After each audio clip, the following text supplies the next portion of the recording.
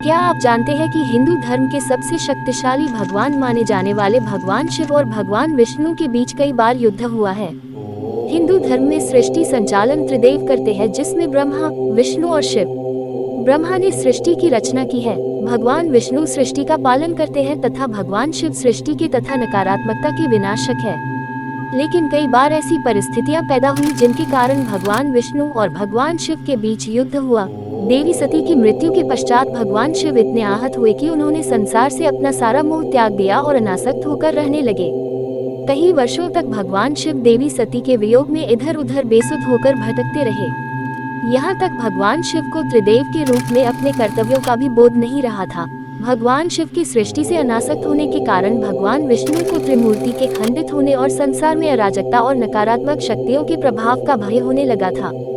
उन्होंने कई बार शिव को संसार के प्रति आसक्त बनाने का प्रयास किया, लेकिन जब भी विष्णु भगवान शिव को संसार के प्रति जागृत करने तथा उनकी अनासक्ति को दूर करने का प्रयास करते हैं, तो भगवान शिव क्रोधित होकर उन्हें वहां से चले जाने के लिए कहते हैं और यह कहते थे कि सती की मृत्यु के लिए वे दोनों भी जिम्मेदार हैं। लेकिन फिर भी भगवान विष्णु को महादेव वापस लाने की एक तरकीब सूझी। तब भगवान विष्णु ने अपने वाहन गरुड़ को आदेश दिया कि वह नागलोक में जाकर सभी नागों पर हमला करें, क्योंकि भगवान विष्णु जानते थे कि अनासक्ति में भी भगवान शिव अपने भक्तों तथा अपने शरणागत पर होने वाले अत्याचार को नहीं देख सकते।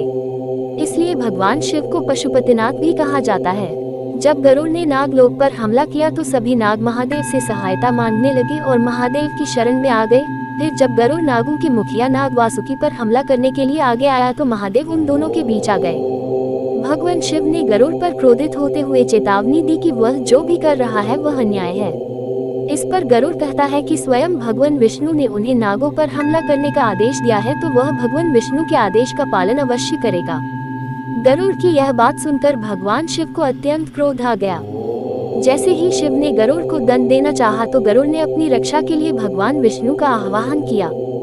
गरुड़ की पुकार सुनकर नारायण विष्णु वहां पर आ जाते हैं। नारायण विष्णु भगवान शिव को समझने को कहते हैं कि पहल नागलोक की तरफ से हुई थी और गरुड़ को नागों सांपों का संहार करने के लिए मैंने ही कहा था। लेकिन जैसा कि हम जानते हैं कि भगवान शिव हमेशा न्याय करते हैं, इसलिए उन्होंने यह कहकर कि इसमें गरुड़ का अपराध ज्यादा है, वह गरुड़ को मरने के लिए आगे बढ़ते हैं। तब भगवान विष्णु अपने भक्त गरुड़ की रक्षा करने के लिए महादेव के सामने आ जाते हैं। तब भगवान विष्णु और भगवान शिव के बीच महायुद्ध शुरू हो जाता है। दोनों योद्धा शिव और विष्णु इस सृष्टि के पालनकर्ता तथा विनाशकर्ता है। दोनों की शक्तियां भी एक समान होने के कारण दोनों समकक्ष कहलाते हैं। इसलिए उन दोनों के बीच चल युद्ध का कोई परिणाम नहीं निकल रहा था। तब युद्ध को समाप्त करने के लिए भगवान विष्णु ने अपनी पूरी शक्ति के साथ भगवान शिव का कंठ गला दबा दिया।